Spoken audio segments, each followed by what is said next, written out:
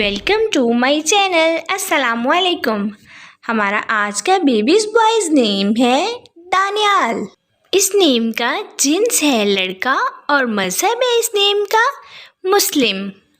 ये मुसलमान घरानों में लड़कों का रखा जाता है नाम दानियाल।